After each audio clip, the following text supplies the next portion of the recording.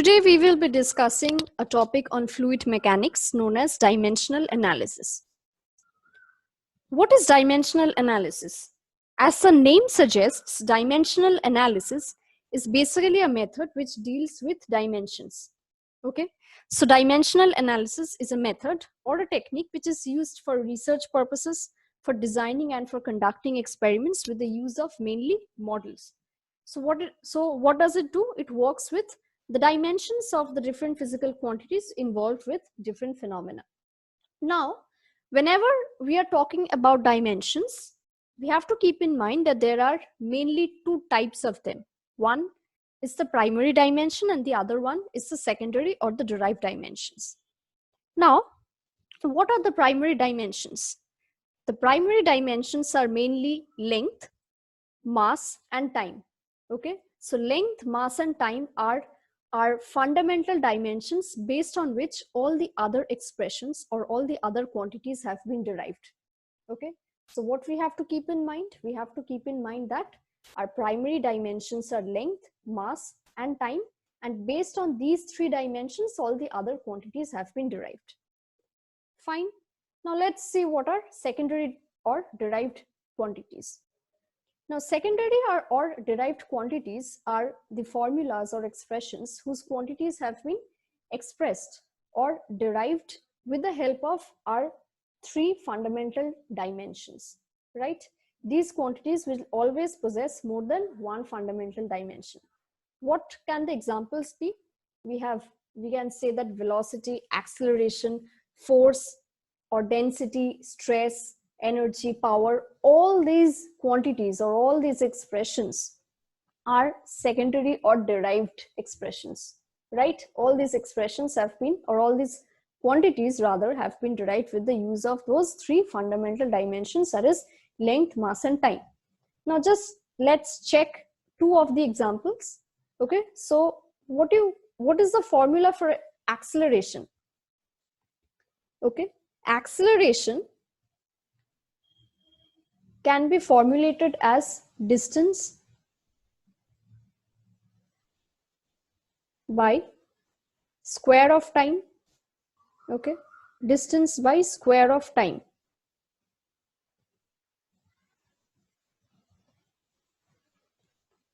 Now, distance is nothing but the dimension which can be expressed as length. Okay, so basically distance is expressed in terms of length, and length is a fundamental or a primary dimension. So we can directly write distance as L, and time is also another fundamental expression whose symbol is T. So we can write acceleration or the dimension for acceleration as length T inverse 2. Okay, so we can write the dimension for acceleration as length T inverse 2, and you can see that there are more than one fundamental dimension in this expression. Okay, now what is density? The symbol for density is rho, and the formula for density is mass per unit volume. Okay, now mass here is also a primary dimension. Okay, so we can directly write mass as m. Okay, we are directly writing the dimension for m. Okay, and what is v? V is nothing but the multiplication of dimension in all three axes.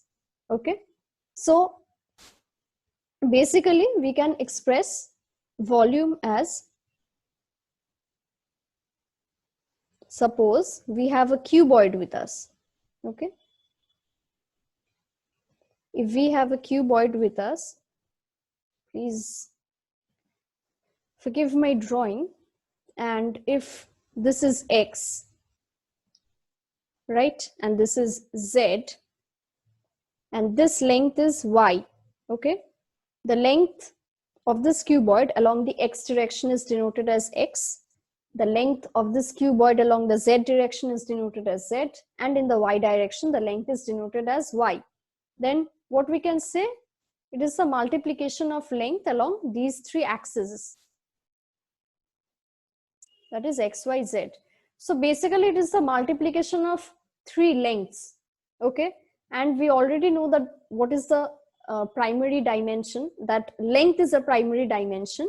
Okay, and it is denoted as L. So we can write the dimension of volume as L into L into L, which is equal to L cube. So this is our derived quantity for density, and we can write it as M L inverse 3. Very simple. Okay, now let us see some more examples. Okay, all right, so first we have angular velocity here. Now what is the formula for angular velocity? Remember one thing, that in order to derive the quantities or to derive the secondary dimensions, you have to memorize or keep in mind the actual formulas for these different quantities. Okay, so for angular velocity, the formula is angle covered in radians divided by time. Now what is radian? What is the dimension of radian? Radian is basically dimensionless, hence we are writing 1 in place of this term. Okay, and for time we know that the dimension is t. So radian is 1 divided by t, and we can express angular velocity as t inverse. For angular acceleration, we have rad per second square. Okay, rad or radian is unitless, it is dimensionless, so we express radian as 1. And for second square, we can substitute with t square. Okay, we can easily substitute second with time. So we have what? We have 1 divided by t square. We can write this as 1 divided by t square. Okay, which means t inverse 2. This is also equal to t inverse 2. Clear? Now next we have discharge. What is the formula for discharge? Remember, you have to always keep in mind the formula in order to derive these secondary quantities or the secondary dimensions. So discharge is area into velocity. What is area? Area is the multiplication of the length along two axes. So we can write it as L square. Okay, this is the multiplication of the length along two axes, L into L. And what is velocity? Velocity is meter per second, right? Meter is the unit for length and second is the unit for time. So we are writing velocity, or we are writing the dimension of velocity as capital L by t. Okay, now when you assemble it or when you multiply all these terms, we are getting L cube t inverse. Very simple. Then we have force. Now first you have to remember what is the formula for force. Force is equal to mass into acceleration, and the dimension for mass is m. Okay, the unit for mass is m rather. And what is acceleration? Acceleration can be expressed as meter per second square. Okay, this is the unit for acceleration, and meter is nothing but an expression for length. Okay, so meter, we can substitute it with length, and we can write second as t. So what is it becoming? It is becoming mass into length per length divided by t square, and we have mass here. Now that is coming out to be ml t inverse 2. Simple. Next we have specific weight. Okay, specific weight is equal to weight per unit volume, and weight can also be written as force. Okay, so for force by volume, force, see from here you had already derived what is the dimension for force. It is mlt inverse 2. So we are substituting force with this dimension mlt inverse 2, and we have already discussed that the dimension for volume is L cube. So if you assemble it, this is your derived dimension for specific weight, okay, which is equal to m L inverse 2 t inverse 2. Very simple. Okay.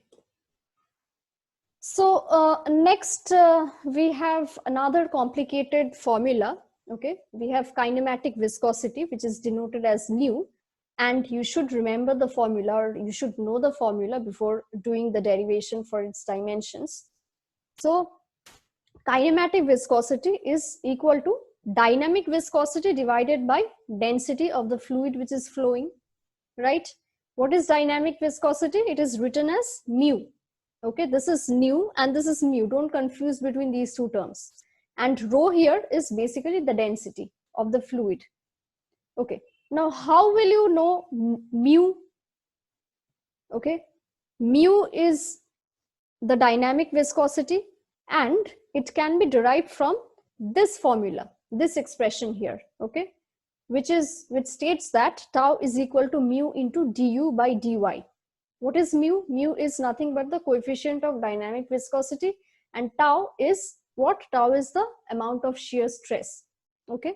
And du, what is du? This is the change in velocity between two layers in the fluid, and dy is the distance between those two layers, okay, whose velocities have been taken into consideration. Very simple. Now what you have to do, you can just arrange this expression, okay, and mu becomes equal to how much? Tau divided by du by dy. Okay, very simple. Okay, so what is tau? Tau is nothing but the shear stress. What is du? Du is nothing but the velocity. Okay, let me write it down here. Du, this is velocity. And what is dy? Dy is nothing but the distance. Okay, and how do you express distance? You express distance in terms of length. Very simple. So what you have to do, keep tau as tau and just convert du by dy. Okay, so du is nothing but the velocity, and what is the dimension for velocity? We have already seen this before. It is L inverse t, or L t inverse. Okay, this into 1 by dy. Okay, this is into 1 by dy. So what is it going to be? Dy is nothing but the distance, and the dimension for distance is length, that is L. Okay, so this is what I have written here, L by t for velocity into 1 by L, that is equal to 1 by dy. Now we are converting shear stress into, or we are rather breaking shear stress into its simpler formula, that is force by area. Okay, now what is force by area? Force by area is again being converted to, force is what? Force is nothing but mass into acceleration, mass into acceleration divided by area. Okay,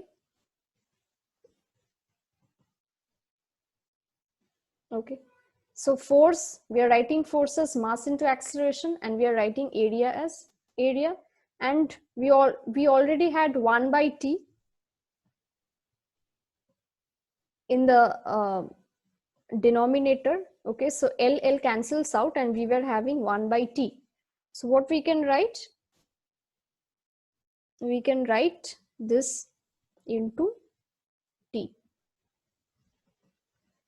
Okay, so if you simplify this expression, you will be getting this expression as m L inverse t inverse. Simple. I would suggest you to do it by yourself. Okay, and for dynamic viscosity, you can also derive mu or dynamic viscosity as m L inverse t inverse. Okay, so that's it. In the next video on fluid mechanics, I will be discussing with you the Buckingham's pi theorem, okay, and what is dimensional homogeneity. Until then, practice all the secondary dimensions and stay safe. Goodbye.